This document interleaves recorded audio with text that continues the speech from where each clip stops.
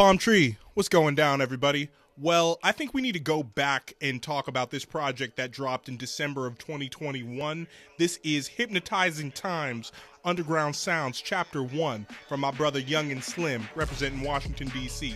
Now, although he comes from the DMV and he is of El Salvadorian descent, this guy has so much love and admiration for the Memphis 90s sound that, you know, the 3-6 Mafia influence is all over this thing. I mean, even from the cover, he's paying homage to the late, great Koopster Nicka and Lord Infamous, and it's all about that phonk, man. Let's do this review. Now, like I said, Young and Slim really takes that throwback Memphis sound and just, you know, makes it his own.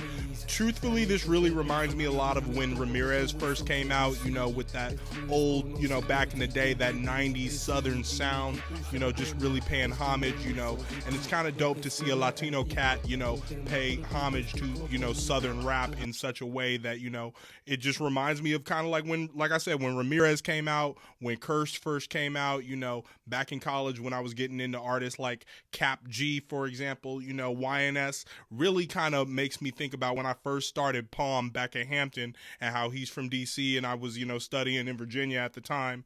This is somebody, you know, I wish I had along with me all throughout this journey.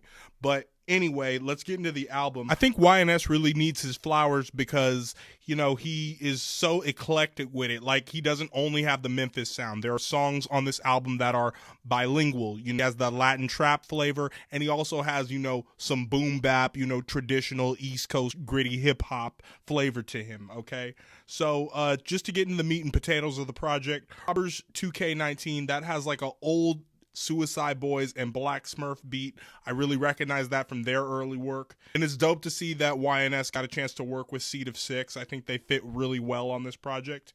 And like any underground artist should do, Young and Slim brings along all these different cats for features, and he's getting you introduced to other artists. And the song 187 Killers, you know, not only is it with that horrorcore Memphis sound, but the bilingual rapping, the rapping in Spanish, like over that type of beat, there's just so much influence and so much culture on one track. You know, I really admire that one, you know what I'm saying? He has a dope flow on the song Life Real Short. I think that's one of my favorite tracks. Then you got Lockdown 2K19, and I'm like, damn, man, was that meant to be Lockdown 2020? I'm not sure. Is this foreshadowing from 2019 about, you know, the pandemic? You know, we have no idea. Okay, then the song Psychopathic Lunatic. I think a Juggalo feature would have came in really clutch right there. It would have been dope to hear like him get down with Ouija Mac or maybe or Ross Dilliams on that song.